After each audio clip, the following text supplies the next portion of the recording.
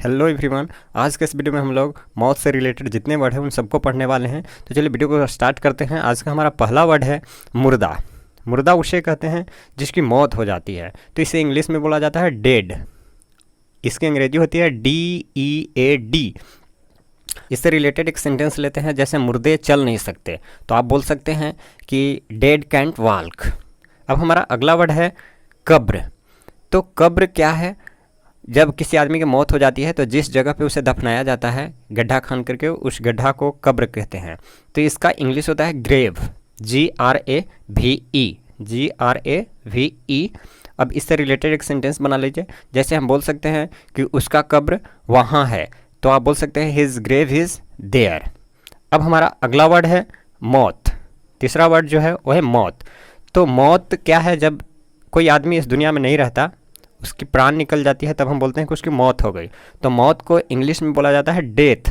English होती है, spelling होती है DEATH। डेथ मीन्स मौत।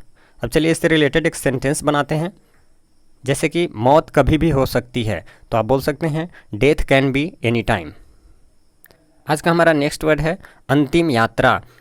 तो अंतिम यात्रा समझ लीजिए, जब किसी आदमी की मौत हो जाती है तो उसे घर से शमशान तक ले जाने में जो दूरी तय की जाती है और जितने लोग जाते हैं उसको अंतिम यात्रा कहते हैं। तो इसका इंग्लिश होता है लास्ट जर्नी। अब इससे रिलेटेड एक सेंटेंस को लेते हैं, जैसे आप बोल सकते हैं कि मैं उसकी अंतिम यात्रा में नहीं था, तो आप बोल सकते हैं I was not present in his last journey. हमारा आज का अगला वर्ड है कफन। तो कफन क्या है? तो जब किसी आदमी की मौत हो जाती है तो उसे एक कपड़ों में लपेटा जाता है और ऊपर से कपड़ा दिया जाता है, कपड़ा से लपेटा जाता है, वो धोती वगैरह होता है और हिंदू रिवाज के अनुसार, और उसे ऊपर से ओढ़ाया जाता है कपड़ा, उसे कफन बोलते हैं। तो कफन को श्राउड बोलते हैं, SHROUD। इसका स्पेलिंग ये होता है। अब इससे रिलेटेड एक सेंटेंस देखते हैं, जैसे आप बोल सकते हैं कि कफन लाल था, तो आप बोलेंगे simply the shroud was red. अब आज का अगला वर्ड है चीता। चीता क्या है? जैसे जब कोई आदमी की मौत हो जाती है तो उसे लकड़ी पर जलाया जाता है, तो लकड़ी पर जलाने से पहले लकड़ी को अच्छे से रखा जाता है और तब उस आदमी को उस पर रख करके और लास्ट में आग धराया जाता है, आग लगाया जाता है, तो उस लकड़ी को चीता बोलते हैं। तो उसका इंग्लिश होता है पायर। उसको इंग्लिश में पायर बोलते हैं, PYRE। अब चलिए इससे रिलेटेड एक सेंटेंस बनाते हैं, जैसे आप बोल सकते हैं कि उसकी चीता जल रही है, तो आप इसे इंग्लिश में बोलेंगे हिज फायर इज़ बर्निंग। आज का हमारा अगला वर्ड है आत्मा। तो आत्मा क्या है? मनुष्य जब जिंदा है तो जो बोल रहा है, वो जिसकी देन है वो है आत्मा। आत्मा की वजह से वो जिंदा है, तो आत्मा को इंग्लिश में कहते हैं सोल, SOUL। अब इससे रिलेटेड एक सेंटेंस बनाते हैं, जैसे कि आप बोल सकते हैं हमेशा अपनी आत्मा की सुने, तो इंग्लिश में बोलेंगे ऑलवेज लिसन योर सोल।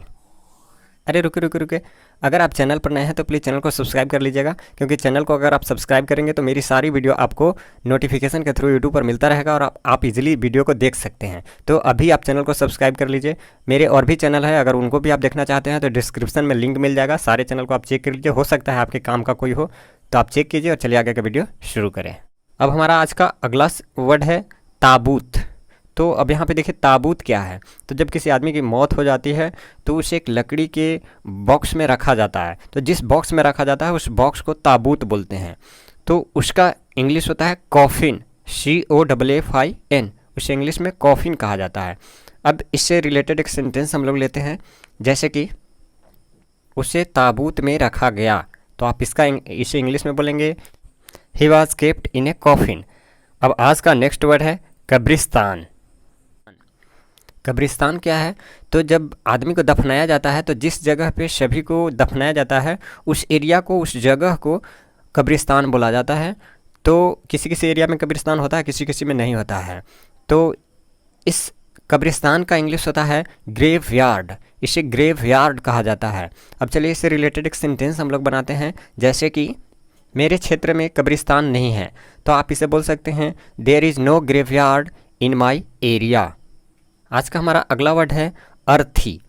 तो अर्थी क्या है पहले इसे समझ लीजिए। जब आदमी की मौत हो जाती है तो उसे जब हिंदू परंपरा के अनुसार जब जलाने ले जाया जाता है तो उसे बांस पर बांध करके ले जाया जाता है। तो उस जो बांस पर हम उसे बांधते हैं उसे अर्थी कहते हैं। इसका इंग्लिश होता है बियर, स्पेलिंग है BIER।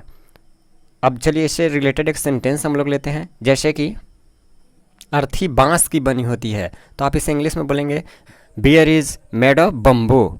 आज का हमारा नेक्स्ट वर्ड है दफनाना। तो पहले समझिए दफनाना क्या चीज़ है। जब किसी धर्म में, कोई ख़ास धर्म में जब व्यक्ति की मृत्यु हो जाती है तो उसे ज़मीन के अंदर गाड़ दिया जाता है, तो इसी क्रिया को हम लोग कहते हैं दफनाना। तो दफनाना को इंग्लिश में कहते हैं बरी, BURY, बरी।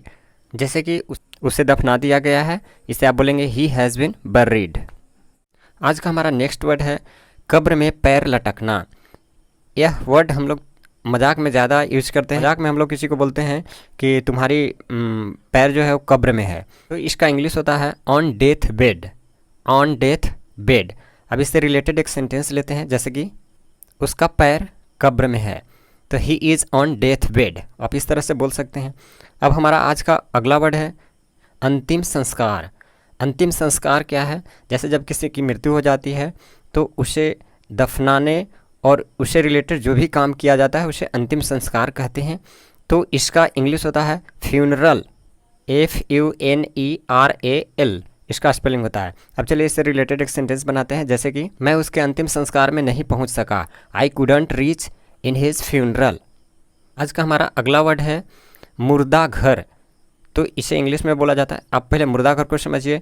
जैसे जब किसी की मृत्यु हो जाती है तो उसे जिस जगह पे जलाया जाता है वहाँ पे एक घर होती है, उसे मुर्दा घर बोला जाता है, उसे वहाँ पे रख करके उसे जलाया जाता है, तो उसे बोलते हैं फ्यूनरल हाउस। इससे रिलेटेड एक सेंटेंस को देखिए, जैसे कि यह एक मुर्दा घर है, तो आप इसे इंग्लिश में बोलेंगे this is a funeral house. आज का हमारा अगला वर्ड है शवगृह। तो इसे इंग्लिश में बोलते हैं मोर्टरी। अब शवगृह क्या है? तो जब मरने के बाद किसी व्यक्ति के शव को जिस जगह पे रखा जाता है, ऐसे यह व्यवस्था ज़्यादा हॉस्पिटल में होता है कि जब किसी व्यक्ति की मृत्यु हो जाती है तो उसे शवगृह में रखा जाता है उसे परिजन को देने के लिए।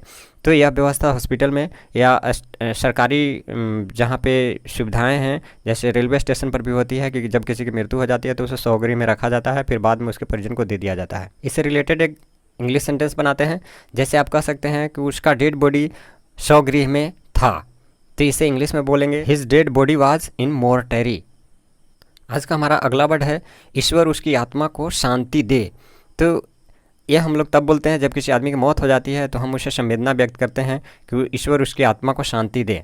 तो इसका जो सिंपली इंग्लिश होता है रेस्ट इन पीस।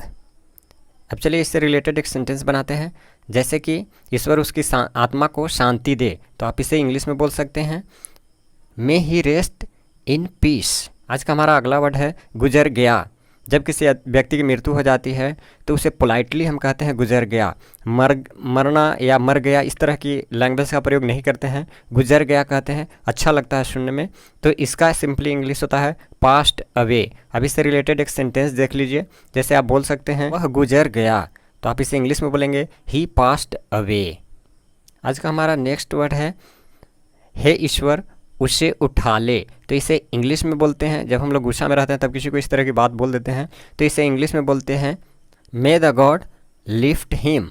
इससे रिलेटेड एक सेंटेंस देखते हैं, जैसे आप बोल सकते हैं कि हे ईश्वर इस लड़का को जल्दी उठा लो। आप गुस्सा में हैं तो कुछ भी बोल सकते हैं, तो इसका सिंपली इंग्लिश होगा may the god lift this boy soon.